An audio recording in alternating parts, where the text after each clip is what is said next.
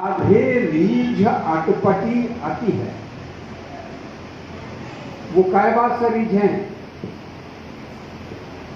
श्याम सुंदर को मुरली नाद सुनत दे कान। वहां में मन लगा मैं वाको ध्यान से सुने, वाको आनंद लेने। और जब कोई सखी प्रियाजू की जय जयकार करे तो वो एक ही बात कहें, अरे तोर मुखे की कृष्ण कथा आशे ना, का तेरे बाप फूटे मोहड़े में से हैं ठाकुर की कथा कोई नहीं निकले, खाली मेरी बात कर रही। तो ये रस की बात है, ये प्रेम की बात है, प्रेम की बात। प्रियाजू के प्राण ठाकुर में और ठाकुर के कृष्ण प्राणमयी राधा और राधा तो जामे प्राण है। वाकी बात सुनने में ही अनुभव सुख को हो गए है, आनंद को हो गए। अपनी बात सुनने में कोई सुख नहीं है। तो यह हमारे जो चतुर ब्रजवासी वो कहा करते राधे, तो वो भी राजी और वो भी राजी। तो दोनों में से अगर एक गैर राजी तो खेल बिगड़ जाएगा। तो राजी करते करते आज 80 दिना तो है गए, राजी करते करते 80 दिना तक यह महामहोत्सव अखंड रूप से चल रहा है। बीच में अप्रकट रूप से चले, किंतु वहां में भी नाम साधना निरंतर होती रही, निरंतर होती रही, टूटी नहीं। ये भजन की लड़ी टूटी नहीं, काउ प्रकार से टूटी नहीं। तो यह जो आनंद महोत्सव 80 दिन को या को विश्व में कोई दूसरा स्थानी नहीं है, कोई उदाहरण नहीं है कि कोई भगवान के प्राकृतिक उत्सव, कोई महापुरुष के प्राकृतिक उत्सव, कोई राजनेता के प्राकृतिक उत्सव 80 दिना तक चलते हो। अगर आपको पता लगे तो बता दीजिए, गूगल में सर्च करके देखियो। हर वर्ष बड़े बड़े ताना साहब है, बड़े बड़े चक्रवर्ती सम्राट है, कोई उनको स्मरण भी ना करे। और हमारे श्याम सुंदर को उत्सव कितने दिन आज इनने कही भी जन्माष्टमी को उत्सव आने वाले कितने दिन? 30 दिन। और ये 3 गुणों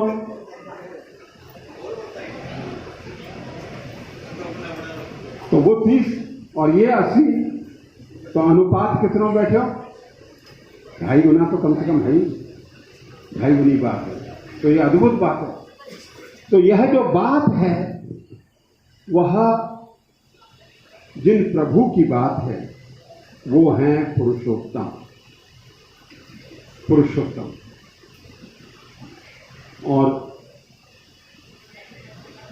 जिनकी छवि यहां विराजमान नहीं है, किंतु हर एक उत्सव में महाप्रभु कौन सी छवि में विराजमान हो?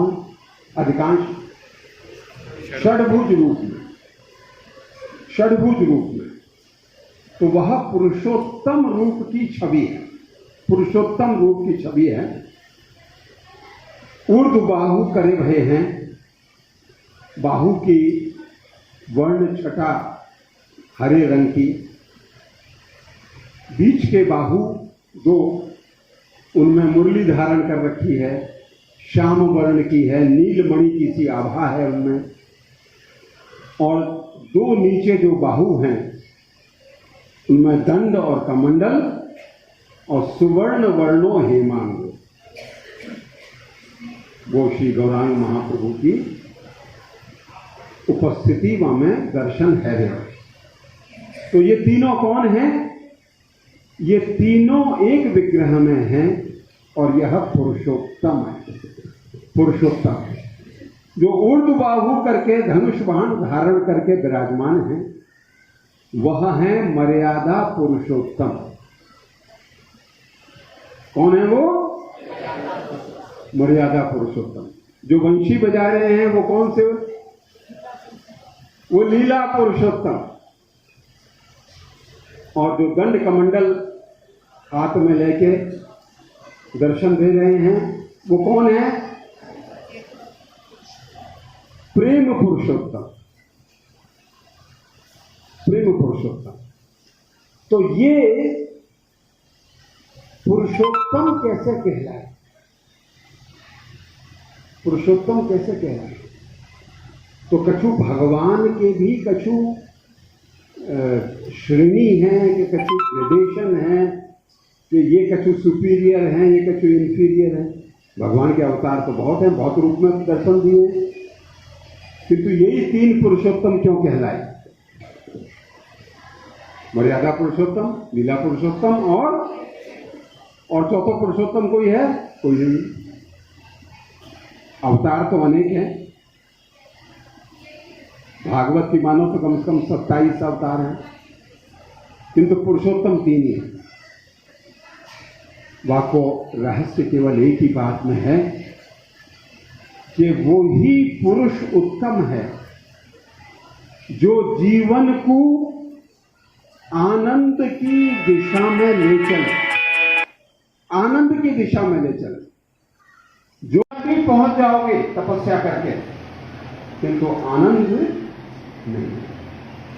आनंद की अनुभूति केवल सेवा करने से ही मिले है।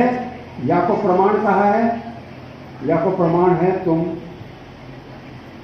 या को प्रमाण है वो तुम जो बाकी पीछे बैठे हो, और बाकी पीछे जो बैठी है वो भी यही बात को प्रमाण है। यही सब बात को प्रमाण है। हमारे जीवन में सुख, आनंद, मौज कब आवे? कि यदि हम संबंध बनावें और संबंध की रक्षा हम सेवा करके करें, तभी आनंद आवे, नहीं तो आनंद नहीं। धन से आनंद आवे? ईमानदारी से बताइए। नहीं, कोई दबाव नहीं है तेरे ऊपर, कोई दबाव नहीं है। नहीं, धन से आनंद है कि ना ये बता दे खाली। अब यहां से तो टाल दिया, चतुर बनिया है ना। अगर कह के आनंद नहीं आया तो महाराज जी भट्ट से झोली फैला देंगे कि झट से समझ के ले आओ और डाल दे हमें, क्योंकि आनंद है ही आए हमें जब। किंतु वही के टाइम सुबह से रात तक जो है खून को पसीना कर रहे हैं, तो यह का मतलब ये आनंद है। किंतु आनंद कब आया? वह धन से। जब वह धन से हमने अपना संबंध बनाए और धन के संबंध बना के सेवा करके धन की रक्षा करी, धन को आगे बढ़ाया, निवेश कियो, व्यापार कियो, वाणिज्य कियो, ये सेवा है धन की। देह से सुख कब मिलेगा? कब मिलेगा? जब देह की सेवा करोगे। नहीं तो एड़ी से लेके, घोंटू से लेके, कमर से लेके और पीठ से लेके मटकते ही रहोगे। सुख नहीं देगी काया। ये काया कब सुख देगी? जब शरीर से संबंध मानोगे और या कि प्रेम से सेवा करोगे, व्यायाम करोगे, जीवन में रोज जाओगे, किंतु संतुलित खाओगे। संतुलित खाओगे, भरपेट नहीं, थोड़ा सा छोड़ के खा, भूख रह के खाए जा, तब तो देह से सुख मिलेगा। हम सब प्रमाण है यह बात कह के सेवा करोगे तो मेवा मिलेगी, नहीं तो नहीं मिलेगी।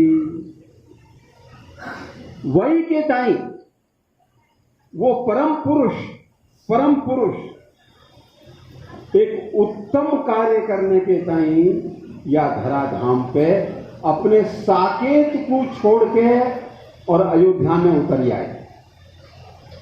साकेत में बड़ी मौज ही, वहां 14 दिन को भी वनवास की कोई संभावना नहीं। वहां ठीक है, साकेत में कोई वनवास की संभावना है? साकेत में कोई ऐसी संभावना नहीं कि नंगे पैर जो है कांटे में और कंकड़न में घूमना पड़ेगा 14 साल। कोई संभावना ही साकेत में? साकेत में कोई संभावना ही कि प्रिया जी को जो है रावण हरण करके ले जाए वो, तो फिर ये झंझट में क्यों फंसे? अगर तुम धनुर्धारी की जगह होते तो वहां मौज को छोड़ के और या दलदल में कूदते, कभी विचार नहीं किया हैं? तो ठाकुर या तो कोई निर्बुद्धि है कि भैया कूद पड़ो, होगी तो देखी जाएगी, ऐसी बात ना है। बहुत सोच समझ के साकेत को छोड़ के और अयोध्या में आए। अयोध्या माने कि जहां युद्ध की संभावना नहीं, किंतु वहां भी युद्ध की ही संभावना बनी, आते ही युद्ध की संभावना बनी। किंतु काहे के ताई इतने झंझट उठाए? उनने झंझट उठाए अपने भक्तन के ताई, मानवता के ताई, सृष्टि के ताई। अपने साकेत को छोड़ के या धराधाम पे आए, काहे के ताई? कि भक्ति बिना जगतेर नहीं अवस्थान। भक्ति अर्थात सेवा के बिना ये संसार चलेगा नहीं। तो वह सेवा के पाठ को पढ़ाए के ताई रघुनंदन अपने नित्य लोक को छोड़ के और हमारे मर्त्य लोक में झंझट में पड़ के या कारण से आए, क्योंकि उनको मालूम ही कि भक्ति करत कठिनाई, सेवा करना बहुत कठिन है, सेवा को ढोल पीटना बहुत आसान है। कठिन है या में भी ताल चूक जाए कभी, ऐसा ना है कि बहुत आसान है ढोल, ये ढोल भी बहुत कठिन है कार्यक्रम। तो भक्ति करत कठिनाई ये ठाकुर को मालूम ही। तो भक्ति कैसे होगी, संबंध की रक्षा कैसे सेवा करके होगी, वह पाठ को पढ़ाने के टाइम आए। और पूरी जो लीला उनकी प्रकट भई वो केवल भक्ति की शिक्षा देने के ताई है और कछु नहीं है। पिताजी देह त्याग करेंगे, ठाकुर को तो मालूम है कि उनके पिताजी को देह त्याग को समय आ रहा है। बहानों बनेगी ये कौन, मंथरा, हमारी मैया, ये सब इनके सर पर पगड़ी बनेगी, किंतु पिताजी को तो जान नहीं है, उनकी यात्रा पूरी होगी। और वही समय उनने देखो कि मेरो भक्त जटायु वो भी अपना शरीर त्याग गए, अब बड़े धर्म संकट में पड़ गए कि अंतिम समय में मैं पिताजी को गोदी दूं कि अपने भक्त को दूं। अब बताओ, आप अगर रघुनंदन की जगह होते तो कहा करते? ईमानदारी से बताइए, पिताजी को गोदी देते कि नहीं देते? जाए भाड़ में भक्त हैं, नहीं। किंतु इतना बड़ा नाटक खेल के केवल जटायु को अंतिम क्षण वाको मस्तक पृथ्वी पर न रहे, प्रभु की गोदी में जटायु ने प्राण त्याग दिया। और वही समय दशरथ महाराज ने प्राण त्याग दिया, एक ही क्षण में दोनों ने प्राण त्याग दिया।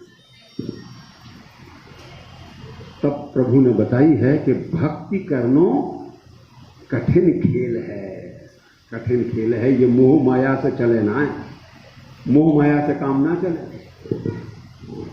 अब देखो सीता महारानी, उनकी मैया, तीन मैया अयोध्या की, विश्वामित्र जी की पत्नी, वशिष्ठ जी की पत्नी, गुरु माता, इन सब ने लाड़ कर करके, रसोई कर करके और रघुनंदन की सेवा करी। निज ग्रह, गुरु ग्रह और सासरे जहां जहां भई पहुनाई। तो लखनलाल जी से कहा बोले कि हे लक्ष्मण, उन सब में ऐसा स्वाद कबहू नहीं पाया, कबहू नहीं पाया। कैसो? जैसो सबरी के बेरन में झूठे। तो भक्ति करत कठिनाई है कि नहीं? बड़े बड़े ऋषिगण उनकी जय जयकार कर रहे हैं, सुनने में अच्छा नहीं लगे, और केवट ने खरी खरी जो है बात सुनाई है, क्योंकि उतराई में अनूठी देने लगे। तो उनके बड़े आयो देने वाले, अरे तुम भी खेवट और हम भी खेवट, हम या नदी से पार लगावे, तुम या भवसागर से पार लगाओ, है तो एक ही जाति के। तो नौवा नौवा से हजामत के पैसा कब से लेने लगेगी। केवट बोले कि हम तुमसे उतराई कैसे दे देंगे और तुम कैसे देने लगे। बोले अगर देने ही वाले बने हो तो जब भवसागर के तट पे हम आएंगे अंतिम समय में, तब हमको पार कर देना, बदले में हमको पार कर देना बस।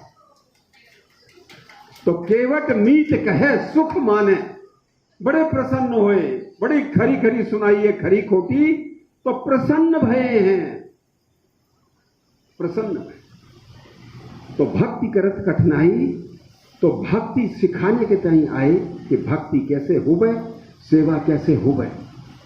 ठीक है, अपने महल छोड़ के धनुष बाण लेके विश्वामित्र जी के पहरेदार बन के और द्वारपाल बन के, रक्षक बन के सेवा कर रहे हैं। चक्रवर्ती सम्राट के बेटा सिक्योरिटी एजेंसी को काम कर रहे हैं। क्या कर रहे हैं?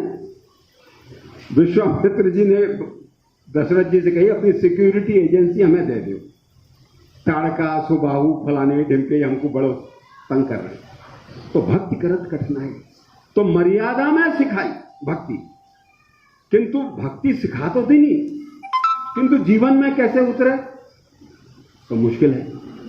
तो वाक्य ताई फिर द्वापर में बोल श्री राधा गोविंद भगवान की जय। तो फिर वही भक्ति की लीला करके, वह सेवा की लीला करके और सिखा के हमारे श्याम सुंदर जो हैं वही भक्ति की लीला को प्रकट करते भये और उनने भक्तों को उपकार किया, कृपा करी। किंतु बात फिर भी कम रह गई। ये पुरुषोत्तम बने रहे, मर्यादा पुरुषोत्तम, भगवान लीला पुरुषोत्तम। तो भगवान और भक्त में थोड़ी थोड़ी दूरी सी बनी रही, तो दूरी में आनंद नहीं है। तो फिर भगवान ने कही कि वो सेवा जो सर्वोपरि सेवा है, जो प्रेम की सेवा, जैसे हम संबंध मान रहे हैं, वाकी भलाई का करने में है।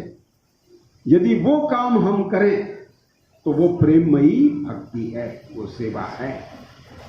जैसे उदाहरण है हमारी मैया, अगर संतान के हित में थप्पड़ मार मार के दूध पिलाना है तो थप्पड़ मार मार के पिलाएंगी, और अगर संतान को पेट खराब है और दूध के ताई संतान बिलख रही है तब थप्पड़ मार मार के नहीं भी पिलाएगी, तब भी थप्पड़ मारेगी। तो वो थप्पड़ मारना जो है वो प्रेम से मार रही है। कोई मैया ने अपनी संतान को क्रोध करके आज तक नहीं मारा। लगे देखने में ऐसा हो कि क्रोध से मार रही है, संतान के हित में मार रही है, भाई डांट रही है, फटकार रही है। तो ये प्रेम से सेवा कैसे होगी? तो फिर ठाकुर ने कही भैया वाकई ताई तो सेवक बन के आनो पड़ेगा, भक्त बन के आनो पड़ेगा भक्ति को सिखाए के ताई, और वो भी प्रेम की सेवा जो अति दुर्लभ है।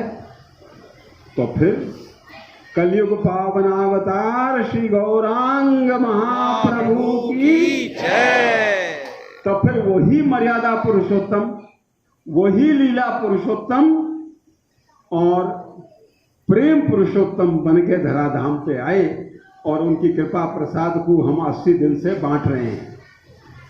संकीर्तन को सुगम यज्ञ स्थापित करके सबन को वहां में द्वार खोल दिए, भक्ति के द्वार जो है सबन के ताई खोल दिए, कोई रोक टोक नहीं।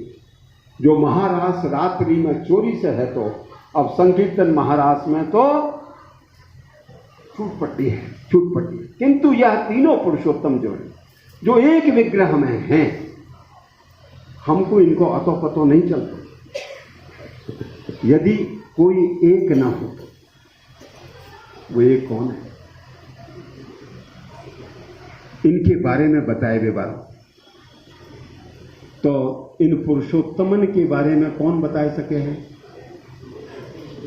जिनके हृदय में पुरुषोत्तम विराजमान हों, ऐसे पुरुषोत्तम नामधारी गुरुदेव कृपा यदि करें, तब मर्यादा पुरुषोत्तम, तब लीला पुरुषोत्तम और प्रेम पुरुषोत्तम की बात नेक नेक समझ में आ सके हैं। वह गुरुदेव दिखे हैं मानव देह में, किंतु उनके हृदय में, उनके मन में, उनकी बुद्धि में, उनकी चेतना में, उनके संकल्प में वो ही तीनों हैं। वो षड्भुज महाप्रभु ही निरंतर निवास कर रहे हैं और उन तीनों पुरुषोत्तमन के कृपा प्रसाद को जगत में प्रचारित करने के ताई विभिन्न उपकरण करके, मंगल महोत्सव से लेके, आनंद महोत्सव से लेके, भागवत धर्म सम्मेलन से लेके, अखिल भारतीय तीर्थ यात्रा से लेके, अष्टयाम लीला से लेके, और जहां बैठे हुए ऐसे ऐसे मंदिरन को जीर्णोद्धार करके, केवल यही नहीं, यहां पे उड़ीसा में, शिकारपुर में, वृंदावन में, गोकुलानंद में, अपने आश्रम में एक मंदिर नहीं बनाया हुआ, एक कमरा को मंदिर नहीं बनाया, किंतु ये 5-6 मंदिरन को जीर्णोद्धार कराए, क्योंकि प्रभु के ये निवास स्थान है, कर्म है। और कितने कितने, चाहे साधनिका की कक्षा हो, दिनाने को अवसर नहीं है, सबन को मालूम है, तो वह 3 पुरुषोत्तमन की कथा कब पूरी होगी? जब चौथे पुरुषोत्तम श्री गुरुदेव की कृपा हमको मिलेगी, तब उन तीनों को अतो पतो कछु हमको मिलेगा। और हम धन्य हैं कि वह शताब्दी के भीतर हमको आपको जन्म मिलो, जो 1923 से लेके और 2022 तक।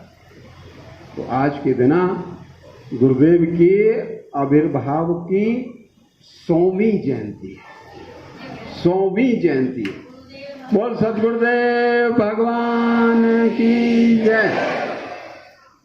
तो सदगुरुदेव की न केवल लीला पुरुषोत्तम, मर्यादा पुरुषोत्तम, प्रेम पुरुषोत्तम के प्रकाश करने की अनुपम कृपा, बल्कि अद्भुत, ये कोई संयोग की बात नहीं है, ये वैज्ञानिक बात है कि उनको आविर्भाव सप्तमी से और उनकी राधा रमण जी की सेवा को अवसर अष्टमी से।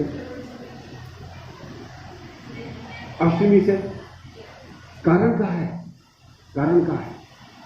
कारण यही है कि जैसे षड्भुज महाप्रभु में तीनों पुरुषोत्तम विराजमान हैं, वही तरह जिनकी सेवा कल से प्रारंभ हो रही है वृंदावन में श्री राधा रमण लाल जी की, उनमें भी तीनों बैठे हुए हैं। कौन कौन?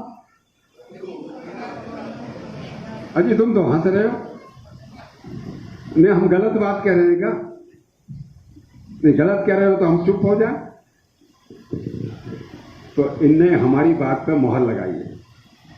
गोविंद कौसो मुखारविंद, गोपीनाथ कौसो हियो वक्षस्थल, मदन मोहन के से राजत चरण है। ये कौन है? पूरत सुकृत फल भट्ट श्री गोपाल जी के प्रकट भये राधिका रमण है, रमण है। तो आगामी कल से जो श्री राधा रमण लाल जी की सेवा के टाइम जिनके धन, मन, तन सब कछु अर्पण, सब कछु अर्पण, और वहां की सेवा की भी यात्रा आप लोगों ने आनंद लियो है कि सेवा के स्वरूप को कहां से कहां तक और विस्तार कियो, और वही बैठ के अप्रकट रूप से भी वही बैठ के वही सेवा को संचालन करें, वही करें। तो आगामी कल से श्री राधा रमण लाल जी की 33 दिवसीय, ये बहुत महत्वपूर्ण बात है, श्री राधा रमण जो तीनों ठाकुरन को अपने विग्रह में समाये भय दर्शन दे रहे हैं, ऐसे परम पुरुष जो स्वयं भगवान श्री कृष्ण हैं, जो स्वयं प्रकट है, जिनकी प्रतिष्ठा नहीं हुई है, शालिग्राम से स्वयं प्रकट है, उन ठाकुर की सेवा को उत्सव 33 दिन चलेगा। 33 दिन क्यों चलेगा? देवता कितने हैं? 33 कोटि देवता है। 33 प्रकार के वर्ग हैं देवता में। कोटि शब्द जो है थोड़ा सा भ्रामक है। कोटि माने करोड़ और कोटि माने एक वर्ग, कि भाई ये उच्च कोटि की बात है, ये मध्यम कोटि की बात है, ये निम्न कोटि की बात है। कोटि माने वर्ग, क्लासिफिकेशन। तो 33 कोटि देवता हैं, 11 रुद्र हैं और 12 आदित्य हैं, 8 वसु हैं, अश्विनी कुमार हैं, या प्रकार से 33 देवता हुए। तो इन 33 कोटि देवताओं की भी तो इच्छा होए कि मनुष्य तो सब सेवा कर ले। तो ये सब देवता राधा रमण जी के पास हाथ जोड़ के पहुंचे और उन्होंने कही, प्रभु हम एक वरदान मांगने आए हैं आपसे। बोले कहाँ मांगने आए? बोले कदा में भारते वर्षे जन्मस्यात् अनपायनी। प्रभु हमारो जन्म भारतवर्ष में कब होगा? बोले जन्म लेके क्या करोगे? बोले गोविंद की सेवा करेंगे, गोपीनाथ की सेवा करेंगे, विनोदी लाल जी की सेवा करेंगे, दामोदर जी की सेवा करेंगे। वह सेवा सुख को मनुष्य जो है लूटे ले जा रहे हैं और हम देवता अब आगे सेवा नहीं कर पा रहे। तो अब के बार गुरुदेव के शताब्दी समारोह के अंतर्गत यह 33 दिवसीय जो उत्सव है, वो 33 कोटि देवताओं को भी यहाँ में अनुमति मिल गई है कि एक एक दिन एक एक कोटि के देवता आओ और ठाकुर जी के निकुंज सजाओ, ठाकुर जी को भोग बनाओ, ठाकुर जी के मंदिर को मार्जन करो, सजावट करो, व्यवस्था करो, और हम और आप भी उन देवताओं के संग में मिलके ठाकुर को लाड़ लड़ाए हुए के टाइम और तैयार हैं। तो हमको ठाकुर ने भेजो है कि भैया ये जो सवा शेर है, और जगह तो शेर है, जयपुर में एक शेर में सवा शेर तुल है, यहाँ पे नहीं, एक शेर में तो और तो है भक्त, किंतु जयपुर में है सवाए भक्त। तो राधा रमन जी कह रहे हैं कि वे सवाए भक्तन के बिना मोए कोई सुख नहीं है, कोई चैन नहीं है। तो हाथ करके सवन के चरणन में प्रणाम करते हुए, सवन को प्रणाम करते हुए, और ठाकुर ने कही कि मेरे सब भक्तन को निमंत्रण दो कि इकट्ठे बारी बारी से जैसे भी हो 11 जुलाई तक ये उत्सव चलेगा, और यह उत्सव में आए के ठाकुर को दर्शन दे के सुख दो, क्योंकि भगवान को सुख काय बात से है? भक्त से मिलने से भगवान को सुख है। तो ये संवाद हम श्री राधा रमन लाल जी की तरफ से आपके पास लेके आए हैं, और यही उत्सवन में उत्सव, उत्सव में उत्सव, निरंतर उत्सव। आज उत्सव पूरा, कल दूसरा उत्सव प्रारंभ, वो उत्सव पूरा होगा तो फिर रासलीला को उत्सव, और फिर जन्माष्टमी को उत्सव। तो उत्सव में उत्सव हम दो। तो हमारे ठाकुर को नाम ही है नित्योत्सव। भागवत में श्री गोविंद को नाम कहो गयो है नित्य उत्सव। दिन दूल्हा मेरो कुंवर कन्हैया। तो वह दिन दूल्हे की बात है, और दूल्हे की बात यदि आ गई है तो जीवन की बात तो होनी चाहिए, नहीं तो बारात नकली। देखो कितनी बारात आई गई है।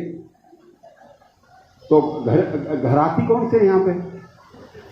अजी घराती जी, जीवन की कछु व्यवस्था है कि ना? अरे बरातियों, जीवन की व्यवस्था है, धैर्य रखो। ये भजन कई लोगों के हलक में आ रहे, बोले भजन ही करते रहेंगे, भजन ही करते रहेंगे, भजन ही करते रहेंगे, कथा ही करते रहेंगे, कि कछु जीवन भी होगो। जीवन होएगो जी, प्रभु ने भोग लगायो है, उनको अधरामृत जो है हम सब मिलके पाएंगे। जय जय श्री राधे। श्याम। जय जय श्री राधे। श्री राधा विनोद लाल की जय।